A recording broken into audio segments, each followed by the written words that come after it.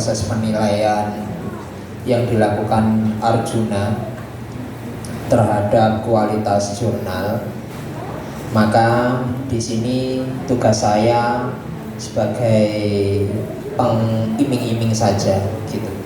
Kalau kemarin Pak Isro request saya apa yang belum disampaikan oleh Pak Ainul saya menyampaikan, tapi tadi saya simak sepertinya sama semua, sehingga saya mengiming-iming saja gitu. Apa iming-imingnya? Kata kunci yang pertama yang saya tulis sebagai pembuka di slide hari ini adalah kalau jenengan memang pengelola jurnal, maka jenengan harus siap menjadi orang yang gila jurnal. Dan mengapa sekarang kok jurnal lagi marak-maraknya? Karena kita semuanya tahu, bahkan saya Pak Ainul yakin yang sudah pengalaman S3, referensi itu sudah bukan lagi buku, Bapak Ibu. Kalau zaman dahulu mungkin buku, tapi hari ini tidak, sebaliknya. Minimal referensi itu 80% mengambil dari jurnal. Tentu yang dimaksud jurnal itu adalah jurnal yang berkualitas gitu. Mengapa alasannya kok hari ini itu harus jurnal, kok bukan buku lagi? Karena kita tahu bedanya jurnal dengan buku. Kalau buku, andai kata buku yang paling terkenal lah, kita semuanya tahu Sugiono, Suharsini Arikunto, Ahmad Tafsir dan lain-lainnya. Itu kan buku-buku orang-orang yang sangat terkenal, sangat pakar, sangat ahli. Tapi coba kalau Bapak Ibu lihat, bukunya itu nggak ada perbedaannya dengan terbitan tahun 90, 2000 gitu. Yang berbeda hanya covernya sama tulisannya, cetakan ke-10, 11, 12. Itulah yang mengakibatkan akhirnya sekarang jurnal itu menjadi referensi utama. 80% disertasi, tesis, skripsi gitu. Itu semuanya harus merujuk kepada jurnal gitu.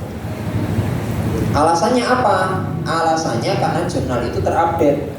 Nggak ada seumpama saya menulis artikel dengan judul pendidikan Islam di pesantren Al-Yasin ini, saya terbitkan di jurnal A, kemudian bulan depan saya terbitkan di jurnal B, itu tidak bisa. Itu saya namanya melanggar aturan. Makanya biasanya kalau jurnal-jurnal yang sudah sinta, penulis itu ketika submit, mereka itu ada ibaratnya hitam di atas putih, selagi jurnal ini direvisi maka penulis dilarang untuk mengirimkan artikelnya ke jurnal lain. Yang kedua, mudah diakses. Hari ini kita semuanya bisa mengakses jurnal di mana-mana, rata-rata open access kecuali Scopus yang tertentu. Tapi Scopus miliknya perguruan tinggi Islam ataupun Scopus yang ada di Indonesia itu rata-rata open access, jarang yang close access. Kemudian ini yang saya inginkan, kalau dulu Scopus itu hanya dikuasai oleh UIN Jakarta, yang tadi disinggung oleh Pak Ainul, studi Islamika. Kemudian UIN Jogja, apa Pak Ainul? UIN Jogja itu Al-Jami'ah. Kemudian setelah ada UIN Jogja, lahir beberapa di kampus-kampus masih UIN ataupun IAIN, Salatiga contohnya gitu. Sehingga kami memang bukan yang pecah telur pertama.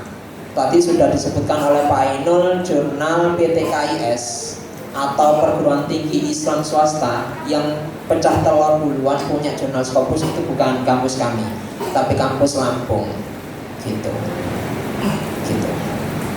Namun jurnalnya itu berkaitan dengan psikologi, sehingga masih ada stereotip dari masyarakat, kawan-kawan dosen itu susah sekali ya. Rata-rata jurnal yang Scopus kalau nggak studi Islam berarti jurnal-jurnal yang berkaitan dengan psikologi, yang itu jarang disentuh oleh kampus-kampus Islam.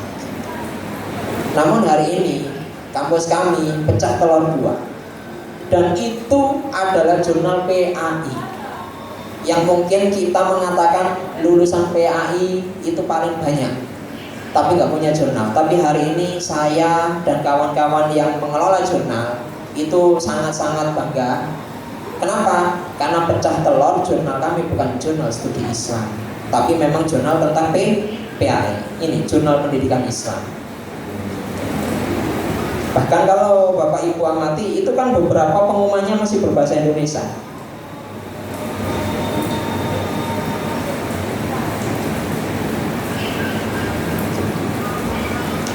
Yang kedua, ini tahun 2023 Scopusnya. Yang baru kemarin 2024 pertengahan Oktober gitu, jurnal kami pecah telur lagi, Scopus. Dan ini adalah jurnal MPI. Jadi stereotip masyarakat, kawan-kawan dosen yang menganggap mesti susah kita Scopus, mesti susah Scopus, ternyata terbukti kami pecah telur. Mungkin yang Anda lihat tampaknya seakan-akan keren, kampus kami Scopusnya ada 2, padahal di balik semua itu kami ada 4 jurnal yang ditolak Scopus. Jadi hingga hari ini ada 6 jurnal yang kami ajukan ke Scopus, 2 sudah goal dan 4-nya ditolak dan akan maju lagi. Termasuk jurnal ini yang 2023 kemarin Scopus. Ini 2000 masa pandemi kami ajukan Scopus, tertolak. Tapi itu tadi prinsip gila jurnal, kita harus sadar, mau nggak mau, kalau mau Scopus ya sudah harus ditelateni. Tahun 2020 masa pandemi kami ditolak Scopus, jurnal ini 2023 selang 2,5 tahun Scopus diterima. Gitu. Jadi kalau di kampus luar kami dikatakan keren, sebenarnya kami dari tim jurnal merasa agak, dari 6 masih sukses 2, kurang 4.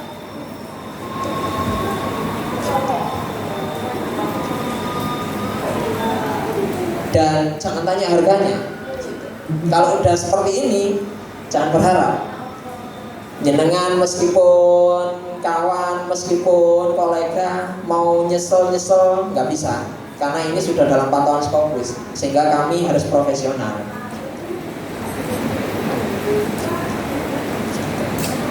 Nah tadi kalau disinggung oleh Pak Ainul, memang kalau belum terakreditasi itu susah, nyari artikel itu susah. Tapi kalau sudah akreditasi, kipas-kipas jenengan. Apalagi kalau sudah Scopus, jenengan lebih kaya dari kampus jenengan. Motivasinya di situ. Terbitan kami satu artikel 20 juta. 1 tahun terbit 3 kali. Anggap 1 kali terbit itu 10 artikel, berarti ada 30 artikel kali 20 juta. Itu kalau sudah Scopus. Tapi tirakannya, kami dandaninya sama kayak Pak Ainul tadi. Kalau Pak Ainul mulai tahun 2016, kami mulai Forex ikut itu aktif tahun 2017. Jadi memang tahapan-tahapannya itu seperti mengelola sesuatu yang barang tidak tampak, tapi nanti kalau udah terakreditasi, apalagi kalau sudah terindeks Scopus, jenengan yang akan dicari orang. Kalau saya buka pasaran jurnal belum terakreditasi Sinta, itu sudah ada pasang tarif 100.000, 50.000. Itu belum terakreditasi. Tapi itu tadi kata teman-teman, tarik nafasnya Senin Kamis. Kenapa? Susah mencari artikel. Sehingga kadang beberapa kampus lebih memilih menggratiskan kalau belum terakreditasi. Sehingga itu motivasinya Bapak Ibu. Sehingga saya bilang kalau kampus kami terkenal di PTKIS itu sudah pecah telur 2 jurnal Scopus dan bukan tentang studi Islam, maka di balik layar itu sebenarnya kami memang benar-benar molak-malik, montang-manting gitu. Kenapa?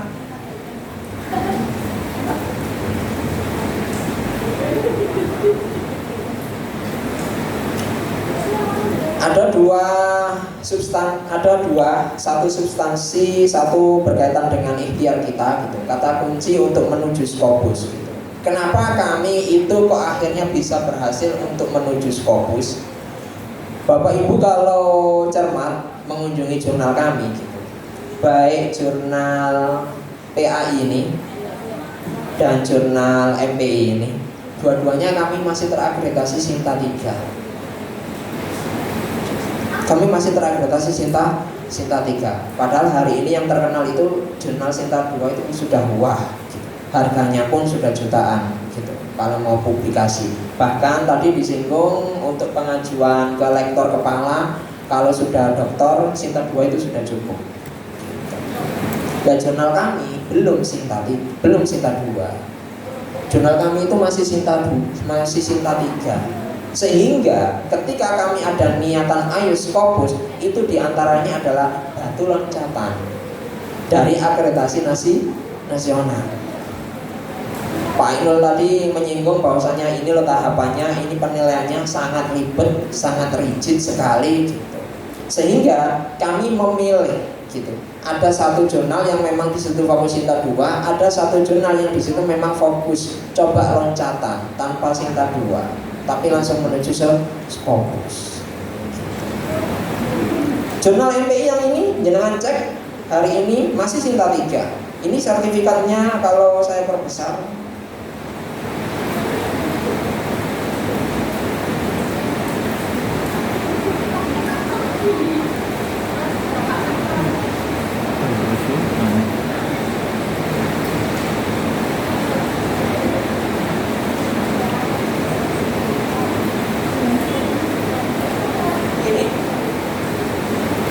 Terakreditasi peringkat 3. Jadi sangat tidak terbukti kalau orang-orang mengatakan kalau bisa Scopus itu minimal kalau sudah Sinta 3, Sinta 2, tidak. Kami 2 jurnal ini dari Sinta 3, bukan dari Sinta 2. Baru nanti yang tadi saya singgung, ketika sudah muncul Scopusnya, Arjuna akhirnya memperbaiki kualitas ranking kami, akhirnya menjadi ranking 1 gitu. Jadi itu semangat kita Bapak Ibu, mengapa kok akhirnya jurnal kami menjadi fenomenal, tapi dibalik semua itu kita juga bahasa pasuranya ngedem gitu. Kita juga ngotot awal-awal dulu gimana gitu. Kalau sekarang gantian kipas-kipas. Submit hari ini kemungkinan akan ada jawaban artikel jurnal artikel jurnal itu diterima tahun depan Bapak. Dan artikel jurnal bisa terbit itu 2 tahun lagi gitu. Kecuali kalau yang submit itu orang-orang yang ternyata memang di situ kita punya kolega. Kemudian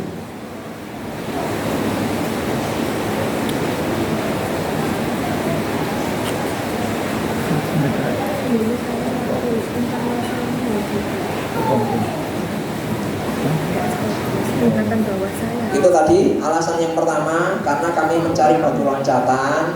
Yang kedua, memang kita harus sabar, tabah, karena kerja di balik layar. Tapi enaknya Bapak Ibu, kita akhirnya bisa memperbaiki kualitas kampus dan SDM, khususnya melalui Sinta. Karena hari ini dosen terbaik itu bukan dari pengakuan kawan kita, tapi dari Sinta. Sehingga kami harus mengikuti cara kerjanya Sinta. Kita akan dianggap dosen, anggap ini alias ini dosen yang terbaik siapa? Menurut mahasiswa, menurut dosen, menurut teman sejawat gitu. Tapi belum tentu dia itu terbaik menurut Sinta gitu. Karena Sinta itu lihatnya dari skor publikasi. Sehingga kalau kita mengandalkan penilaiannya dan penilaiannya indikatornya itu Sinta itu jelas, maka kita juga nggak bisa kalau nggak ikut bersaing melalui Sinta.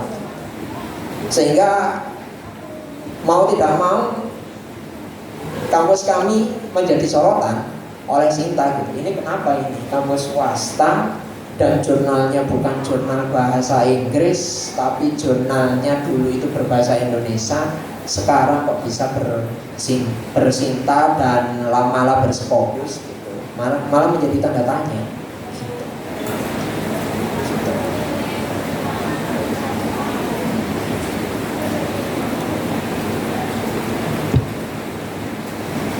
Maka ya intinya cita-citanya kita nggak boleh slow down. Artinya apa? Kami dulu di 2017 ketika awal-awal mengelola jurnal memang repot Bapak Ibu. Gak ada yang melihat kita, gak ada yang melihat kinerja kita. Masih kelihatan tim akreditasi, itu masih kelihatan. Tim akreditasi masih kelihatan mukanya, hari ini ngapain, menyiapkan bukti fisik, hari ini ngapain, menyiapkan standar 6, standar 5. Itu kalau tim akreditasi. Tapi kalau mengelola jurnal, siapapun nggak pernah lihat kita. Sehingga apa? Ya mau nggak mau, jenengan yang terjun untuk mengelola jurnal harus ada tahapannya. Gitu, tadi sarannya Pak Yakin memang harus cinta, mau nggak mau. Nanti ketika sudah cinta, kualitas itu akan datang sendiri, artikel-artikel itu akan datang sendiri. Maka tetap yang kami lakukan diantaranya untuk bisa menuju Scopus ada 4. Yang pertama di situ Scopus Science, kemudian kata kunci yang kedua di situ saya istilahkan Taylor artikel. Yang nomor 3 di situ tadi sudah disinggung oleh Pak Ainul, autor minimal 3, 1 luar negeri, dan yang terakhir Scopus ID. Artinya apa Bapak Ibu? Memang jenengan rata-rata jurnalnya belum terakreditasi. Tapi alangkah lebih baiknya dari awal apa yang saya sampaikan ini bila jenengan tiru, maka nanti akan lebih mudah. Mungkin kalau kami menunggu hampir 2017, 18, 19, 20, 1, 2, 3 6 tahun untuk bisa Scopus. Karena kami dandani, kami trial and error. Kami coba-coba, akhirnya ada catatan, tapi kita beranikan diri.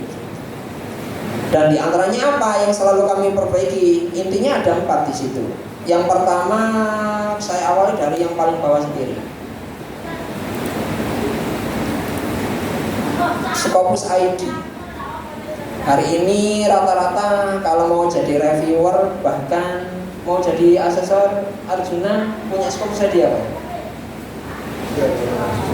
Kalau asesor ya? Harus editor in chief. Oh iya. Jadi hari ini itu kalau jenengan nanti main ke jurnal kami, itu mulai dari editor in chief, anggota, dan semuanya pengelola serta reviewer itu semuanya punya Scopus ID. Dan di sini kawan-kawan, khususnya kawan yang tembus Scopusnya, mereka bermain di Scopus ID dengan memanfaatkan konferensi yang terbit di Scopus. Jadi Bapak Ibu nanti kalau seumpama ada konferensi internasional dan tiba-tiba dijanjikan nanti jenengan pasti artikelnya akan diterbitkan di Scopus, maka itu silakan dikejar. Paling enggak itu untuk mengurus SIM jenengan biar punya ID Scopus. Meskipun seumpama jenengan belum bisa menulis artikel dia nebeng, mau nggak mau hari ini kita kerjasama. Itu kalau jenengan mau mencari gimana caranya biar saya punya ID Scopus. Atau pakai cara yang kedua, manfaatkan kolega yang aktif publikasi di Scopus. Mungkin jenengan yang punya kawan dosen atau teman kuliah dahulu, jenengan lihat story-nya dia kok aktif, dia kok kebetulan mau terbit Scopus. Biasanya kawan-kawan yang mau terbit Scopus itu kendalanya ada di dana, sehingga jenengan masuk di situ sebagai pendana dan namanya ikut tercatat. Secara tidak langsung nanti jenengan akan dapat ID Scopus. Atau biasanya ada beberapa artikel-artikel yang melakukan sayembara gitu.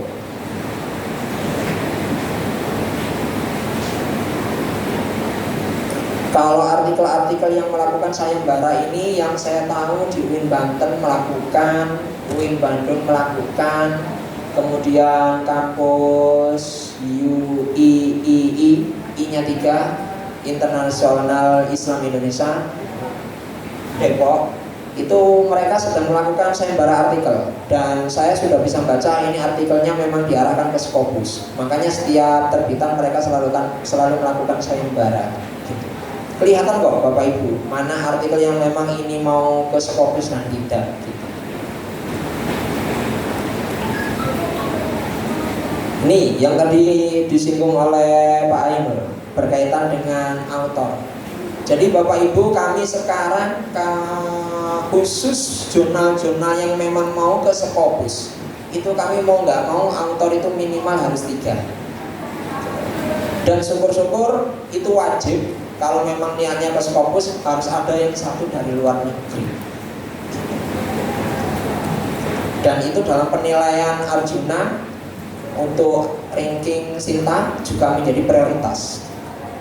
Sehingga kami semua jurnal yang memang diarahkan biar terakreditasi nasional dan Scopus, kita mau nggak mau harus mencari author itu dengan caranya mungkin. Kalau jenengan nanti bingung gimana caranya, ya bisa lewat kompetisi. Kalau seumpama jurnal jenengan disupport oleh kampus gitu, jadi bisa melakukan kompetisi. Atau kalau saya pribadi di jurnal saya itu jurnalnya bertarif dan akan saya gratiskan jika jurnal itu ada penulis 3 minimal dan 1 dari luar negeri. Modelnya kayak gitu Bapak Ibu. Kolaborasi, ini kalau kenal, kontak via email tadi. Jadi kita gimana Pak untuk mencari tahu email-email orang ini menerima tawaran kita? Ya kita cek aja. Jenengan konsennya di mana, PAI, ya sudah, cek aja jurnal-jurnal PAI yang ada luar negerinya gitu. Itu pasti menyediakan nama, universitasnya, afiliasi, dan emailnya. Jadi jenengan email lewat situ. Atau yang terakhir modelnya kolaborasi silang, yaitu seumpama teman jenengan itu mereview artikel, maka nanti jenengan nggak bisa bayari. Itu yang biasanya saya lakukan. Bonusnya dia namanya akan saya masukkan sebagai penulis di artikel yang lain. Dan itu biasanya reviewer semangat.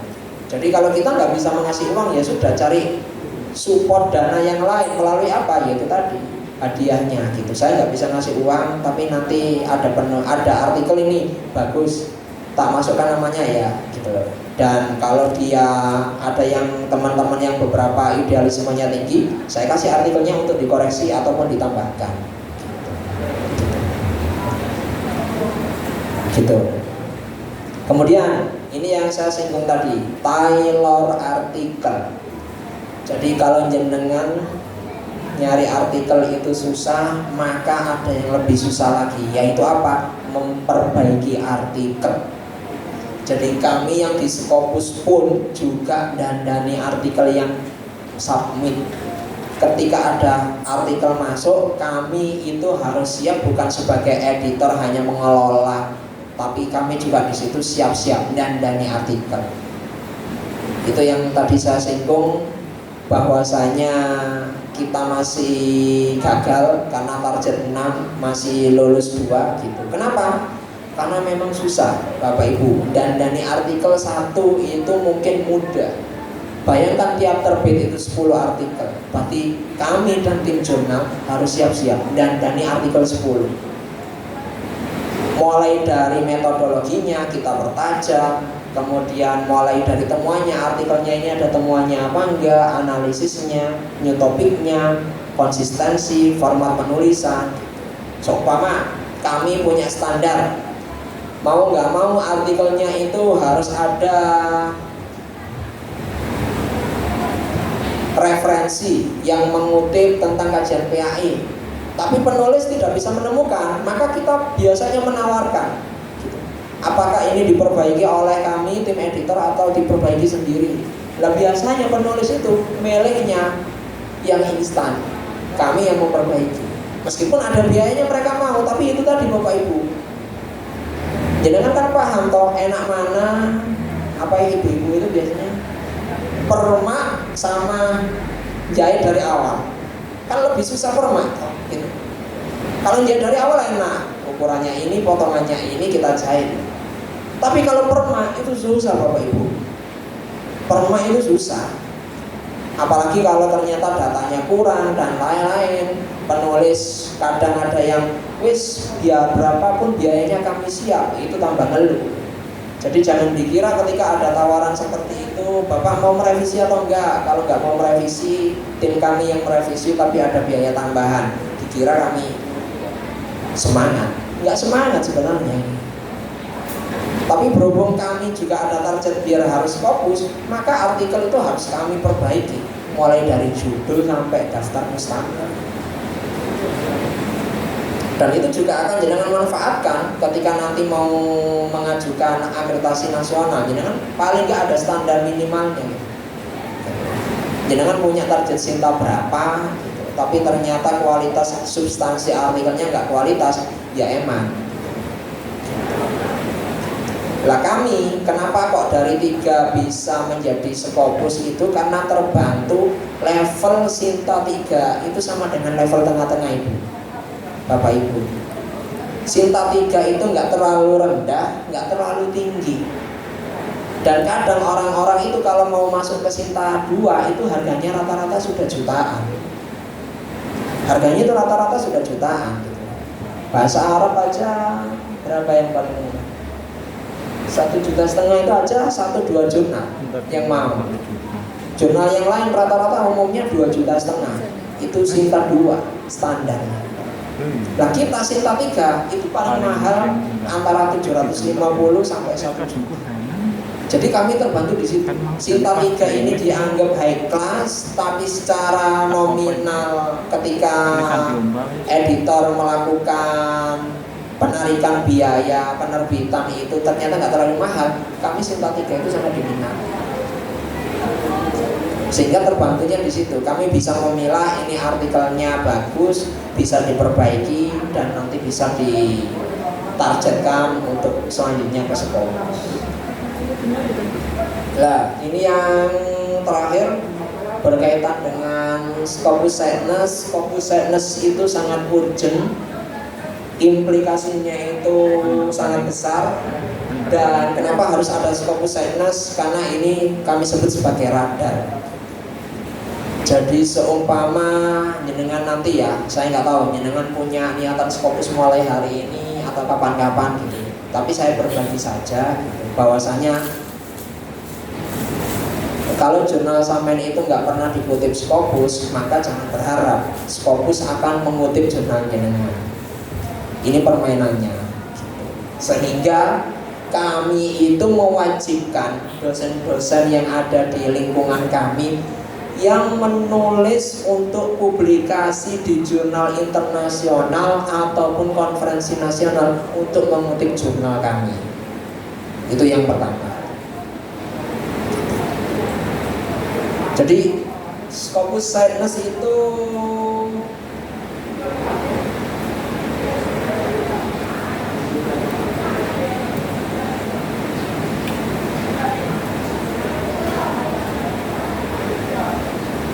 ini Bapak Ibu.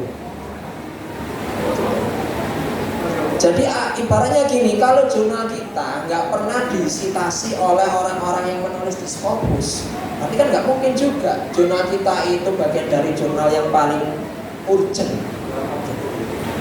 Itu sama juga ketika saya dikasih cerita teman saya yang mengikuti awal-awal dulu rame-ramenya bagaimana menulis tembus Scopus gitu. Seumpama jenengan nulis di jurnal ini yang sudah Scopus, tapi jenengan tulisannya nggak ada sama sekali yang mengutip di jurnal ini, maka jenengan dianggap sebagai orang yang nggak perhatian dengan jurnal ini. Jenengan akan dianggap sebagai tamu yang datang nanti pamitan, goodbye, see hello saja, bukan orang yang memang mengamati perkembangan jurnal ini. Sama dengan kalau bagaimana biar jurnal kita nanti bisa terbit di Scopus, maka ya itu tadi. Bagaimana kalau orang-orang yang nulis itu nggak pernah ngutip di jurnal kami, kok mau di Scopus kan? Sehingga kami menghimbau kepada dosen-dosen kami, baik menulis di jurnal internasional ataupun menulis di proceeding konferensi internasional, khususnya yang itu memang terindeks Scopus, kami wajibkan dosen-dosen agar mengutip tulisan yang ada di jurnal kami. Sehingga dari situ nanti akhirnya jurnal kami masuk radar. Sehingga suatu saat ketika Scopus melihat kita, oh ternyata jurnal kita dibaca orang-orang penulis hebat. Jadi itu kata kuncinya Sightless Scopus gitu. Karena urgent dan biar kita masuk radar gitu. Dampaknya di situ tadi, nggak mungkin Scopus mau melihat kita kalau kita tidak pernah melihat Scopus. Dan ini secara umum gitu. Kalau kami pernah mengikuti alur dari yang membuat UJS PKP gitu, naskah masuk itu sangat susah sekali gitu, sehingga kami beberapa ada tahapan yang dianjurkan oleh UJS PKP tidak kami jalankan, tapi paling tidak itu tadi yang dikatakan Pak Ainul, substansi artikel itu mau nggak mau paling nomor satu, paling urgent. Intinya begini, kalau Bapak Ibu ternyata jurnalnya masih belum ada yang terindeks Sinta, paling tidak jangan sama nggak tahapannya gitu. Kalau tadi disinggung Pak Ainul, kita histori dilihat gitu. Ketika naskah masuk, maka yang kami cek itu ada dua. Ketika naskah masuk, selanjutnya apa yang kita lakukan? Minimal kita ada dua. Apakah plagiasi artikel ini di atas rata-rata? Kami membuat standar 20, itu paling besar gitu. Kalau jenengan mau standar 25, 30 itu monggo, kebijakan masing-masing, karena balik ke dampaknya juga gitu. Kami standarnya kalau yang dari 4, 3 itu kami 20, tapi kalau udah Scopus kami 10 cek plagiasinya gitu. Jadi naskah masuk yang kami lakukan itu ada dua, cek plagiasi, similarity-nya berapa persen, sama cek kesesuaian template. Dan biasanya kawan-kawan hanya cek plagiasi saja, tidak pernah cek kesesuaian template. Sehingga harapannya apa?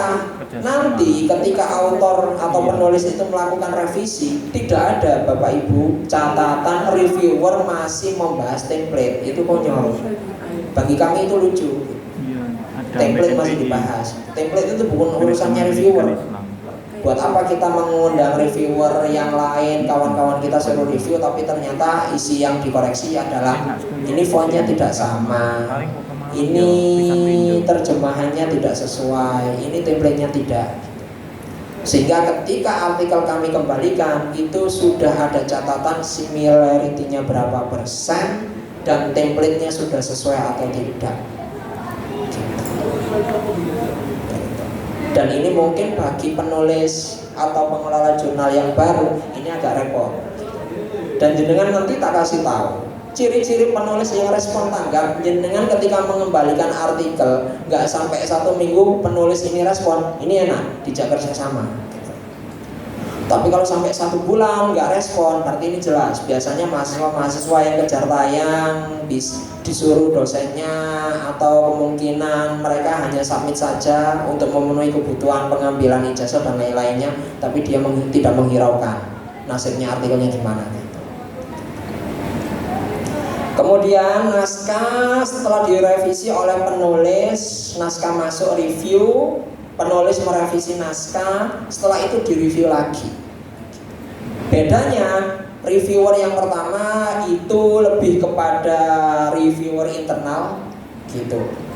Reviewer internal, baru setelah itu review yang kedua kita reviewnya eksternal gitu. Sehingga kita mengambil jalan agar nanti ketika artikel di tangan reviewer luar itu enggak benar-benar coret-coretnya banyak, dan akhirnya kadang kita itu sangat dilema ketika menemukan artikel tiba-tiba menurut kita bagus tapi menurut reviewer ternyata artikel ini buruk gitu. Itu kita dilema gitu. Makanya kami artikel sebelum masuk ke reviewer kedua, artikel itu benar-benar kami anggap layak dan dipatut untuk diterbitkan. Baru setelah itu penulis mereview yang kedua kalinya, lanjut copy editor. Lah, berhubung kami Scopus, kami di sini ada tahapan review naskah. Ini biasanya nggak diterapkan kalau di kawan-kawan yang tidak target Scopus gitu. Review naskah diantaranya apa? Kita menggunakan mesin Grammarly untuk cek bahasa sama proofreader beneran yang ahli bahasa gitu. Baru nanti revisi lagi dan diterbitkan. Jadi kalau untuk jenengan mungkin nggak sampai review naskah Grammarly, proofreader, cukup sampai copy editor gitu. Tapi intinya itulah tahapan kami yang seperti ini. Mengapa kami akhirnya bisa pecah telur ada 2 jurnal yang terindeks Scopus. Saya rasa itu semoga bisa melengkapi apa yang tadi disampaikan oleh narasumber pertama, dan waktu selanjutnya kami kembalikan kepada moderator ataupun si acara.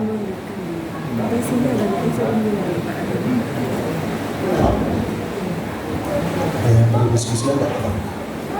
Silakan.